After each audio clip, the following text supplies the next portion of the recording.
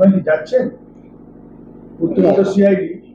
মাননীয় মুখ্যমন্ত্রী মমতা ব্যানার্জি ভুলে গেছেন কি আমার বাবা মানে মনে হচ্ছে ওনার মনে নেই, নাহলে আমার বাবাকেও ডেকে দিতেন। তো যাই হোক, বাবা তো মারা গেছেন, স্বর্গীয় আছেন, নাহলে উনাকেও ডাকতো। তো আমি তো আজকে যেতে পারছি না, আমার শরীর খারাপও আছে। টাইম নিয়ে টাইম চেয়ে একটা নোটিশ জবাব দিয়ে দিচ্ছে। আমার হাইকোর্টে একটা মামলা, ওই মামলা পেন্ডিংও আছে, তো এই জন্য আমরা একটা চিঠি দিয়ে দিচ্ছি। আমার ছেলেও মনে হচ্ছে আজকে যাচ্ছে না, ওর একটা কোর্টে সাক্ষী আছে, এনআইএ কোর্টে। তো এই ধরনের একটা প্রতিহিংসামূলক কাজ সবসময় করে যাচ্ছে। রাত ছেলে বা আমাকে, যেহেতু আমরা বিরোধী দলে আছি, সেহেতু এটা হবে, এটা আমরা জানি এটা হবে, এটা নিয়ে খুব আমরা চিন্তিত থাকি না। বলছি যে একটা দেখা যাচ্ছে নোটিশে টাইম বিভ্রাট, 12:30 রাতের বেলা নোটিশ দিতে আসছে বিধায়কের বাড়ি। না, এটা তো প্রমাণ হয়ে যাচ্ছে না কি যে পুলিশ দলদাস হয়ে কাজ করতে করতে 12 AM আর 12 PM এর মধ্যে ডিফারেন্স বুঝতে পারছে না কি 12:30 AM আছে না PM আছে, যা ইচ্ছা তা লিখে দিচ্ছে। কেন? চটি চাটতে গেলে আইন ফাইন তো পড়তে হচ্ছে না বা দেখতে হচ্ছে না, ও একটা ফরম্যাট বানিয়ে রেখে দিয়েছে, ক্লিক করে মেরে দিচ্ছে, বলে এটা পাঠিয়ে দাও, এটা পাঠিয়ে দাও।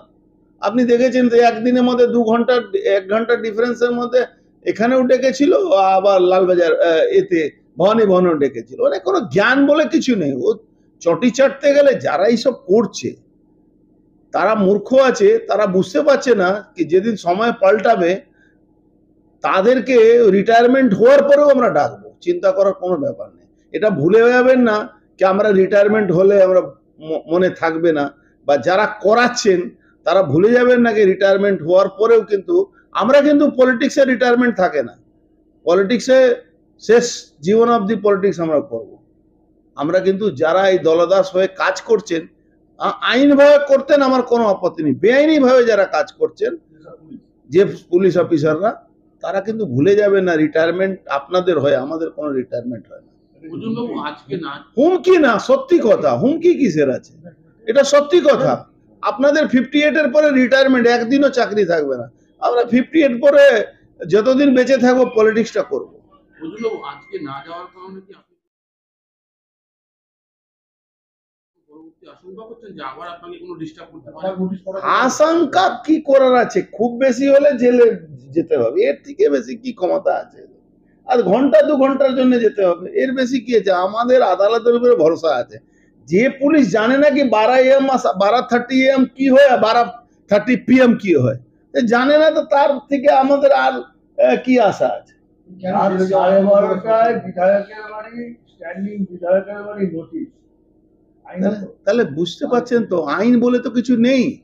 আরে নোটিশ, আপনি এখন ডিজিটাল যুগ আছে, আপনি মেলে পাঠাতে পারেন, আপনি দিনবেলা আসবেন চিঠি দিয়ে দেবেন, অসুবিধা নেই তো। কোনোদিন তো আমরা কোনো নোটিশ নিতে আমাদের কোনো বাধা দেওয়া হয় না।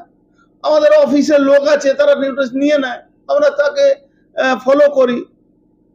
দাদা, এই যে পিতা পুত্র একসাথে নোটিশ, দুজনেই একজন বিধায়ক, আপনি প্রাক্তন এমপি, কিভাবে সামাল দেবেন সরকারের এই যে? কিছু সামাল দেওয়ার নেই। মানুষ আমাদের সঙ্গে আছে, মোদিজির আশীর্বাদ আছে। এই লড়াই আমরা জিতবই, এই লড়াইতে কিচ্ছু যায় আসে না। এ হাল হয়ে গেছে বাংলাদেশে ইউনূস সরকারের, ভারতবর্ষ থেকে লড়তে চাইছে। ওরকম মমতা ব্যানার্জি লড়তে চাইছেন মোদির পার্টির সঙ্গে, মোদিজির পার্টির সঙ্গে। তো দেখছেন না, রোজ ইউনূস সরকার বলছে মেরে দেবো, কেটে দেবো, ভারতকে ছাড়বো না, এই মহড়া করছে। 4 জন ওই চেংড়াদের, ওই একটা হিন্দি বই ছিল না, ছেনু দাদার বই মতন ইউনূসের মহড়া হচ্ছে। মানে এরকম মহড়া আপনি, আমার মনে হচ্ছে মালদ্বীপও করে না, মালদ্বীপের থেকে ভালো মহড়া করে। তো মমতা ব্যানার্জি হাল হয়ে গেছে ইউনূসের মতন, যে মহড়া করছে, বিরোধীদেরকে ধমকাচ্ছে, চমকাচ্ছে পুলিশকে দিয়ে। বুঝতে পারছে না কি পুলিশের উপরেও কিছু আছে। আপনারা কি চাপ সৃষ্টি করছে যে আবার সেই তৃণমূলে যাতে আপনি চলে আসলে চাপের জন্য? এসব মূর্খের কথা, মূর্খর স্বর্গে বাস করছে। ভারতবর্ষে রাজনীতিতে সনাতনীদের উপরে যত জুলুম হয়েছে তার পাল্টা জবাব সনাতনকে মেটাতে পারবে না।